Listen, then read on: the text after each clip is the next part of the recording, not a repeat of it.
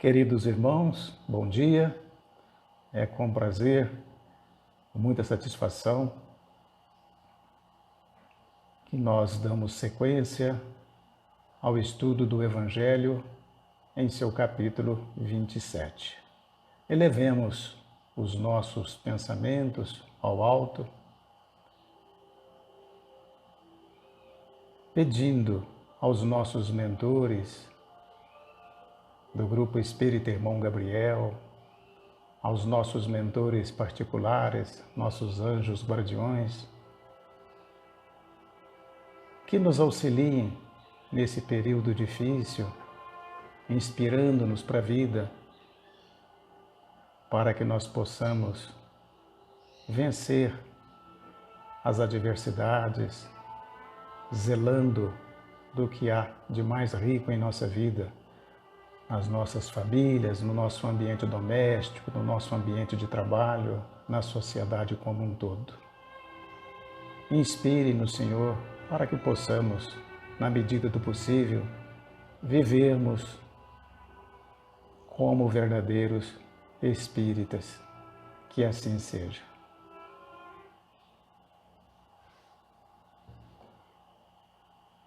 Dando sequência hoje ao capítulo 27 do Evangelho segundo o Espiritismo, Pedi e obtereis, nós vamos fazer uma breve leitura do seu item 9, referente à ação da prece e à transmissão do pensamento.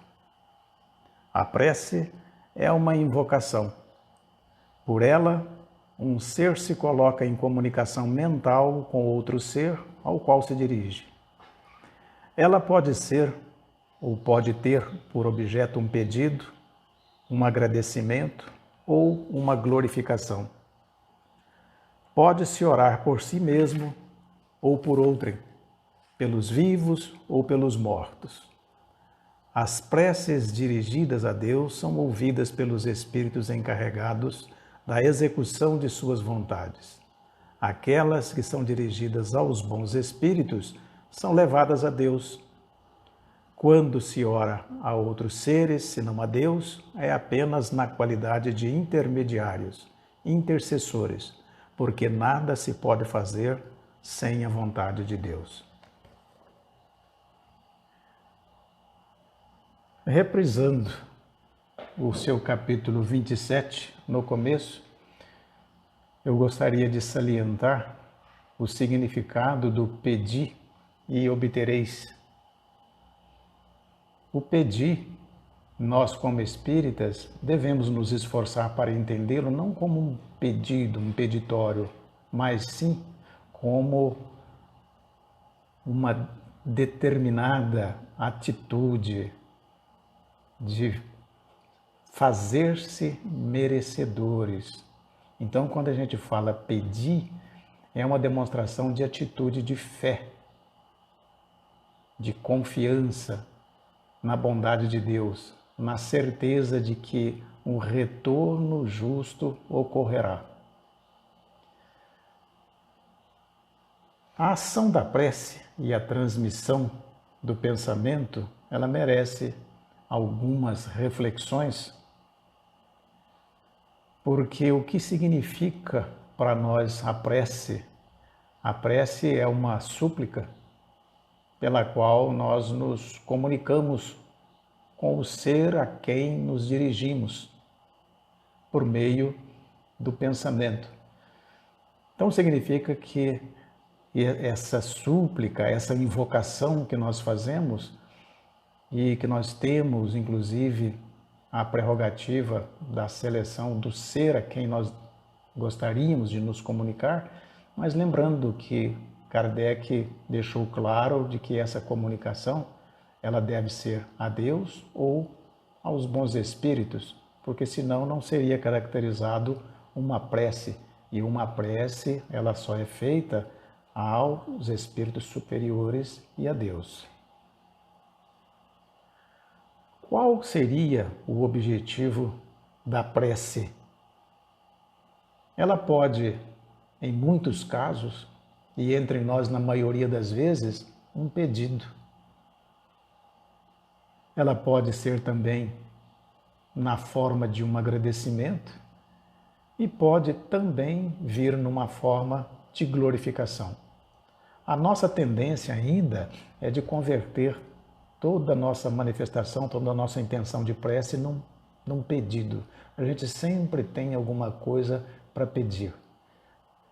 Mas quando nos é recomendado que a gente também faça da prece uma oportunidade de agradecimento, não é que a espiritualidade maior ela faça questão do nosso agradecimento ou de receber de nós uma glorificação, uma homenagem. É no sentido de que a gente nos recolha, que a gente seja humilde e reconhecedores do grande trunfo que nos é colocado às mãos. Então, pedir sim, mas pedir com inteligência, sem nos esquecermos de agradecermos e de render homenagem àqueles a quem elevamos a nossa prece. Por quem nós podemos orar? Também, na maioria das vezes, nós rezamos por nós mesmos, porque mesmo constituindo famílias, inseridos na sociedade, a nossa preocupação maior é mesmo com cada um de nós. E isso é normal. Também podemos orar pelos outros. Normalmente isso também ocorre, que a gente interceda por aquelas pessoas que representam uma maior responsabilidade e maior interesse da nossa parte.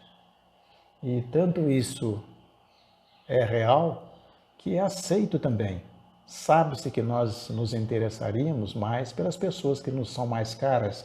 Por isso que nós somos colocados, agrupados em famílias, em pequenos grupos sociais, para que a gente possa interceder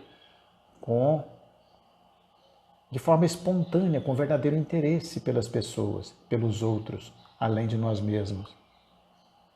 Podemos rogar pelos vivos, também pelos mortos, desencarnados.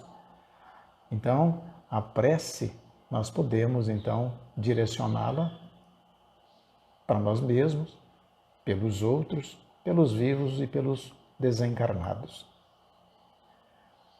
Quem escuta as nossas preces quando nós a dirigimos a Deus? Porque às vezes a gente dirige as nossas preces de uma forma muito ampla, né? Muito abrangente, dirigindo-as a Deus. Mas quem as recebe são os espíritos incumbidos da execução das nossas vontades, ou da vontade de Deus. Os espíritos incumbidos dessa execução, eles se fazem necessário porque seria por demais pretensioso e talvez personalizariam a figura divina para nós quando nós oramos.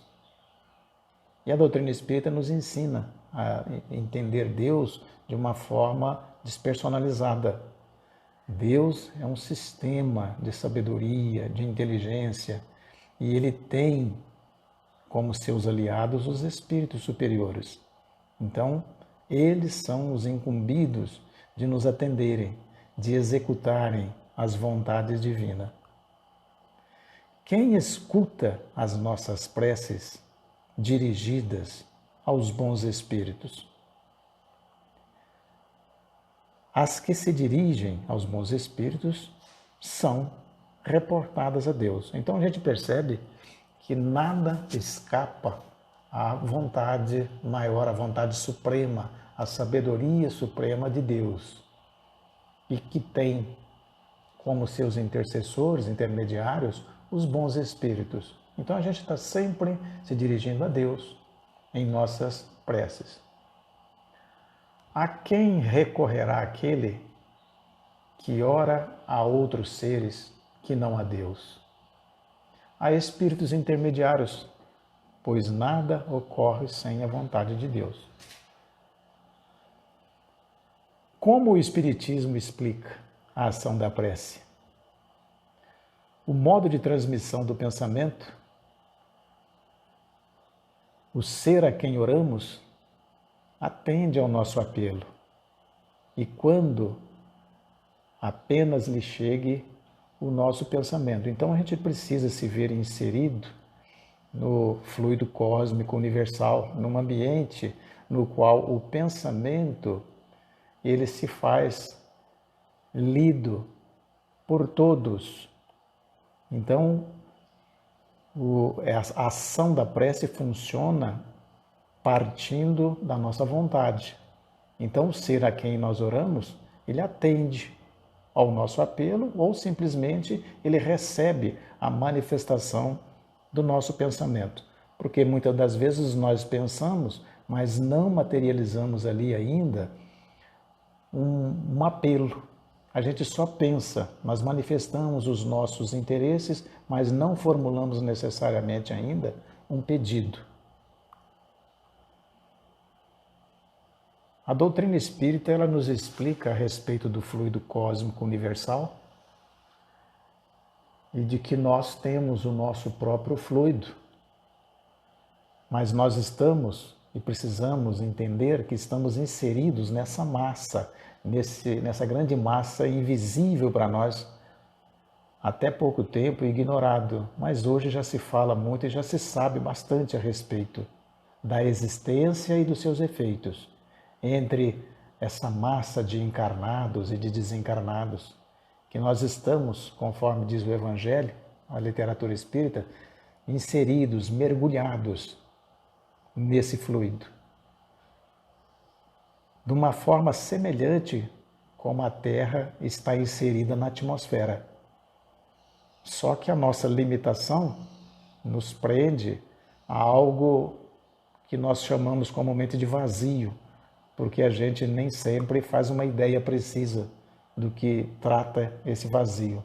Nós falamos ainda, então, de fluido de uma forma muito abstrata, embora ele seja muito mais do que isso. A transmissão do pensamento, ela se inicia sempre partindo de uma vontade. Essa vontade manifestada nessa massa fluídica, ela gera uma impulsão, um pensamento, e dá, então, um dinamismo nesse processo de informação que nós queremos que chegue às entidades a quem oramos. O fluido cósmico universal ele é um veículo do pensamento como o ar é do som. Nós sabemos que o som ele se propaga no ar. Da mesma forma, os nossos pensamentos se propagam no fluido cósmico. Só que enquanto as vibrações na atmosfera elas são restritas ao nosso ambiente, as vibrações ocorridas por nosso pensamento no fluido cósmico universal, elas chegam ao infinito. Então não tem parede para limitar, para circunscrever a nossa vontade de comunicação e de prece. Quando nós oramos, quando nós pensamos, nós nos reportamos ao universo como um todo. Ao dirigir o pensamento a um ser qualquer na Terra ou no espaço, isso pode ser de encarnado para desencarnado, ou de desencarnado para encarnado, se estabelece um contato um com o outro. E às vezes a gente pensa, né? A gente é acostumado a pensar de que o nosso pensamento ele é circunscrito a nós mesmos. A doutrina espírita que nos educa, né? Nos alerta para que a gente pense nessa capacidade de dirigir o pensamento, estabelecendo um ponto onde a gente quer fazer esse contato. A gente busca, na verdade, esse contato, busca uma comunicação e ela se estabelece. É interessante a gente conversando a respeito de prece, que a gente considere essa corrente fluídica como algo existente que ela atinge o nosso alvo. Nós, quando desligamos ou ligamos um interruptor de energia elétrica, a gente tem certeza que funciona. A gente tem certeza do fluxo de elétrons que animam a lâmpada, que ligam uma TV, que ligam uma geladeira, mas quando a gente fala na emissão de fluidos, a gente fica um pouco reticente, a gente não acredita, porque a gente não vê. A eletricidade também a gente não vê e já acredita. Em breve a gente vai acreditar nisso de uma forma mais concreta. A pergunta 662 do Livro dos Espíritos, ela é bastante interessante porque ela pergunta se pode-se orar com utilidade por alguém. Essa pergunta é muito oportuna porque às vezes a gente tem a impressão que a gente reza por rezar, que não tem utilidade nenhuma, porque nem sempre a gente se vê contemplado ao fazer uma prece. E a resposta dos espíritos a Kardec foi: o espírito, ao orar, atua por sua vontade em fazer o bem.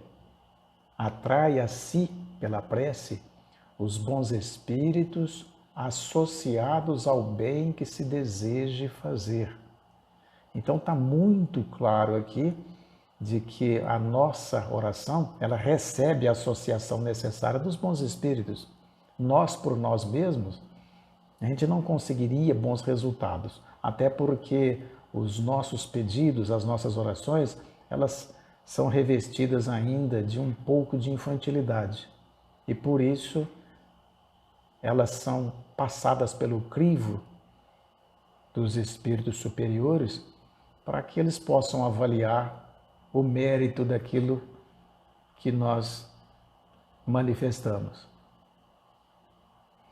Allan Kardec explica que o pensamento e a vontade, ela nos dão um poder de ação muito além dos nossos limites físicos.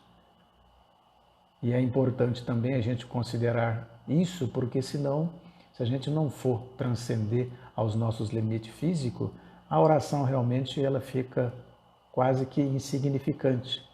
É preciso que a gente conte com essa associação dos bons espíritos. A prece que nós fizermos por outrem é um ato dessa vontade. Se essa vontade for ardente, se ela for sincera, ela pode chamar em auxílio os bons espíritos, que lhe virão sugerir bons pensamentos e dar a força necessária. Percebamos aqui a sutileza e os critérios divinos, como eles são fantásticos, né?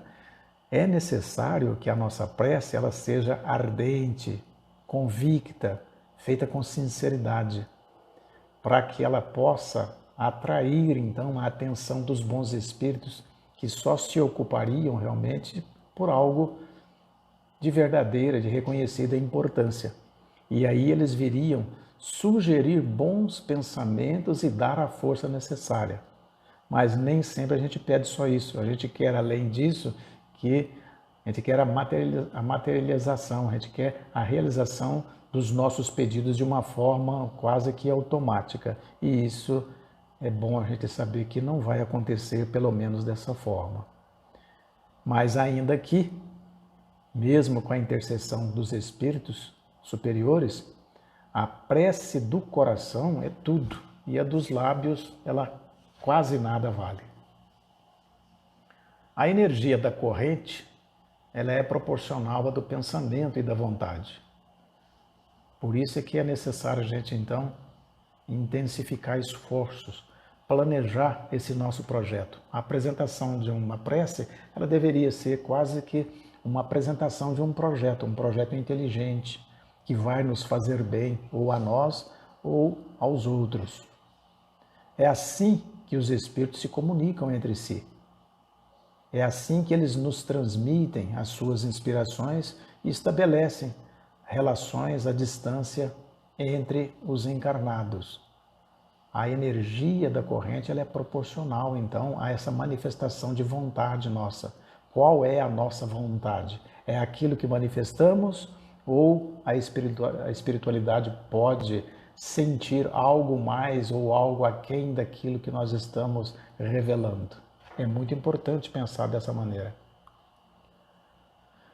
Pela prece, o homem obtém o auxílio dos bons espíritos, sustentando-os nas boas ações e inspirando-os em ideias sãs.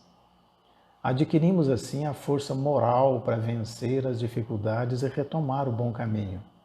Então a gente está aprendendo que as preces, elas surtem um efeito muito valioso, realmente positivo. Só que ela nos oferece meios de nós atingirmos as nossas intenções. Ela sustenta as boas ações, porque se não fosse assim, ela poderia dar estímulo às ações equivocadas, mas ela sustenta apenas as boas e nos inspira em ideias boas, em ideias saudáveis. Esse é o papel dos espíritos superiores. É como nós fazemos às vezes com nossas crianças. Eles nos pedem às vezes algumas coisas que a gente sabe que não está na hora. E a gente faz o quê? Nesse momento, a gente não concede a eles o livre-arbítrio. Nós sabemos recomendar às crianças o que é útil para elas. É assim que a espiritualidade amiga nos trata.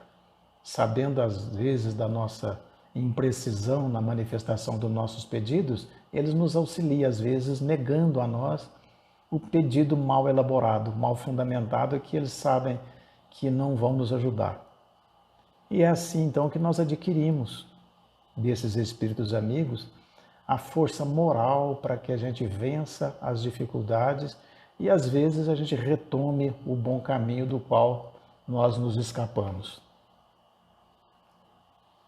Pela prece, nós evitaremos os males atraídos por nossas próprias faltas. Por exemplo, um homem adoece e sofre por conta dos excessos cometidos. Pergunta-se: esse homem terá o direito de queixar-se se não obtiver a cura desejada? E a resposta nós já sabemos também, né? Não, porque ele poderia ter encontrado na prece a força de resistir às tentações. Então, está atribuindo a nós a responsabilidade pelos excessos cometidos. A gente fala assim de uma maneira hipotética, né? Mas quem entre nós não comete excessos, né? De uma forma inadvertida? E a lógica seria de que nós sofrêssemos, sim, as consequências dos nossos atos. Nós somos livres para definir o que fazer, mas as consequências, elas hão de ser cumpridas. Então, por isso que nós não somos, de certa forma, desculpados tão facilmente, porque nós poderíamos ter encontrado esse reequilíbrio por meio da prece.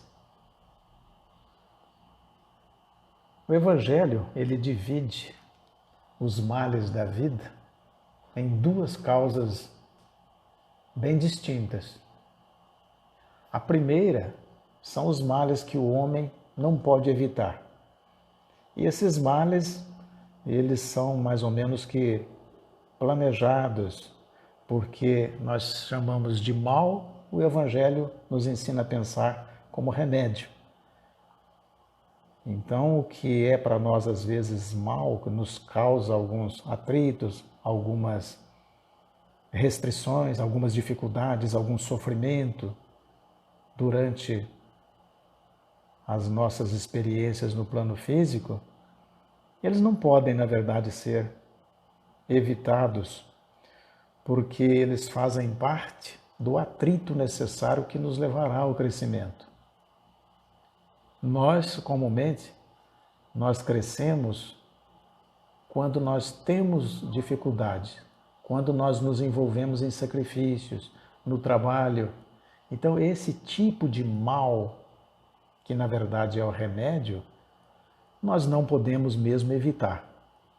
E ele, às vezes, constitui-se uma parcela grande dos males que nós vivemos durante o período reencarnatório.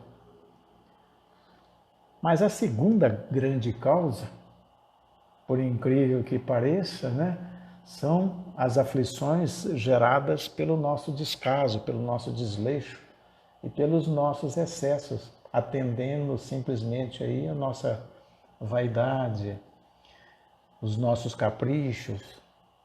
Quantas das vezes a gente se vê embaraçado, sofrendo adversidades e a